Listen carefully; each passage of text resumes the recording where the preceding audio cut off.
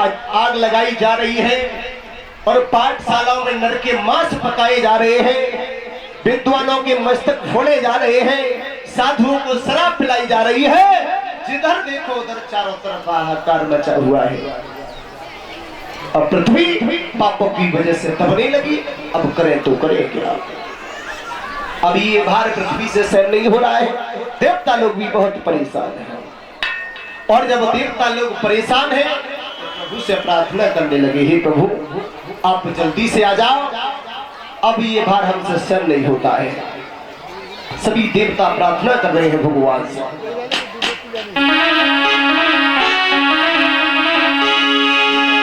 तेरे सुनो और मुँह पे वीर पड़ी बड़ी वाली।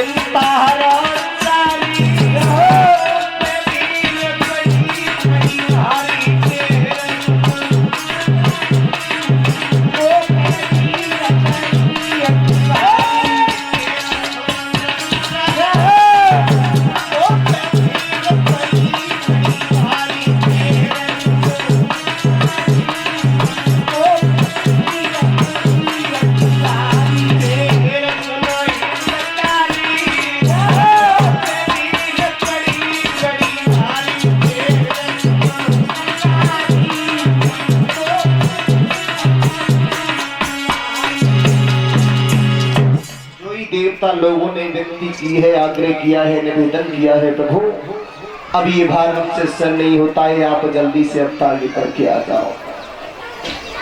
और उसी समय एकदम से आकाशवाणी हुई, अरे देवता लोग आप निश्चिंत रहो, तुम्हें कोई डर कोई भय नहीं हो सकता है। और जैसे ही आकाशवाणी हुई है बंधु, हुआ क्या है?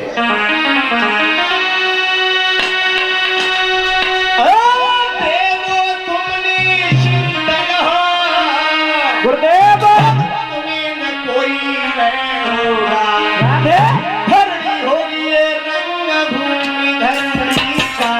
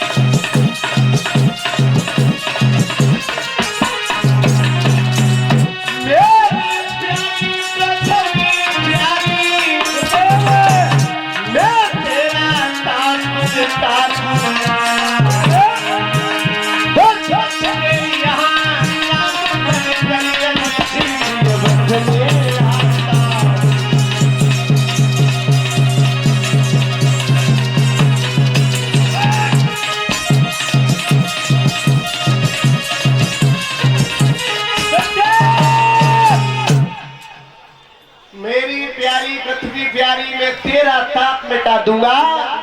दशरथ के यहाँ राम वन कर शीघ्र वध में आता हूँ, चिंता न करो मां। और जैसे ही देवताओं ने ये आकाशवाणी सुनी, एक क्षण के लिए हृदय में तसल्ली आ गया। और जो ही हृदय में तसल्ली आई, बंधु हुआ क्या है, इधर महाराज दशरथ के यहाँ 3 रानियां थी, कैकेयी, कौशल्या, सुमित्रा।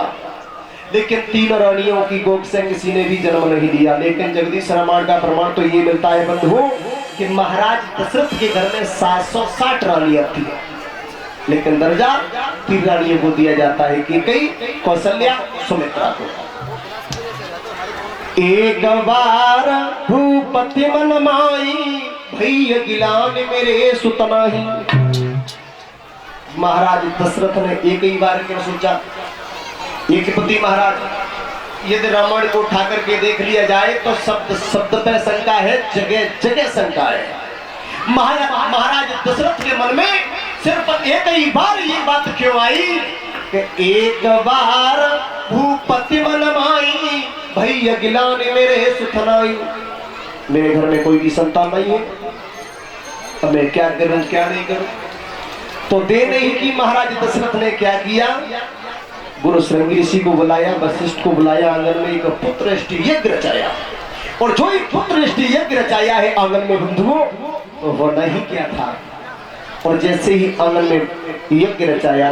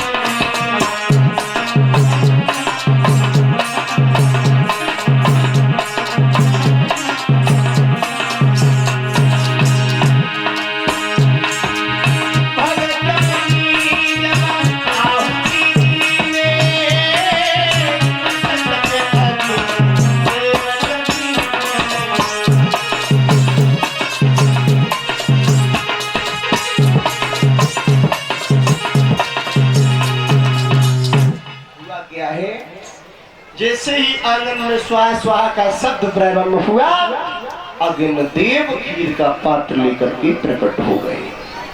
और जैसे ही खीर का पात्र लेकर प्रकट हुए, तो महाराज दशरथ से ये कहा है, ऐसा करो ये खीर अपनी 3 रानियों को आंगन में खिला देना, तुम्हारे घर में संतान हो जाएगी। जो ही महाराज दशरथ उस खीर को लेकर के चले, और जैसे ही उस खीर को लेकर के चले हैं बंधुओं, हुआ क्या है, देर नहीं हुई।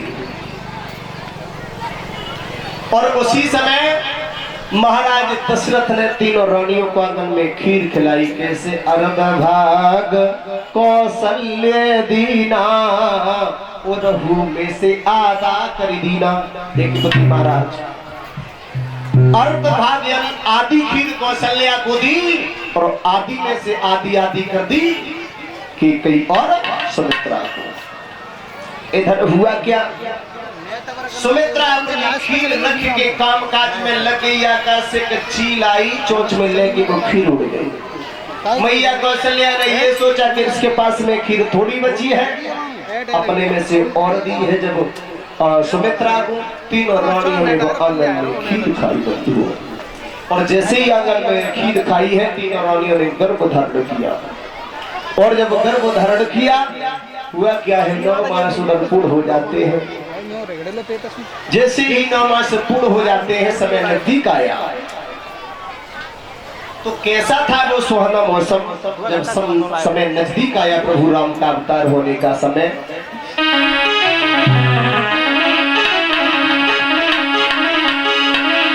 कौन सी तिथि थी?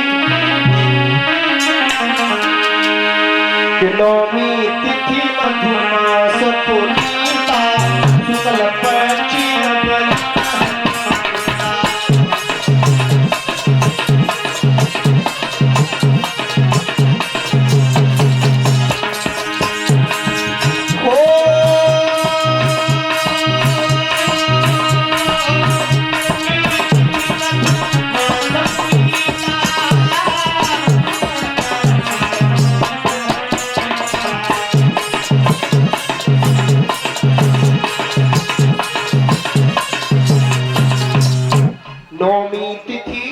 मधुमास पुनीता शुक्ल पक्षी अवजित हरिप्रीता। नौमी तिथि मधुमास पुनीता शुक्ल पक्ष अवजित हरिप्रीता यानी सुहाना मौसम। और कैसा मौसम था जब प्रभु ने अवतार धारण किया था उस समय। मध्य दिवस शीतल की छाया पावन काल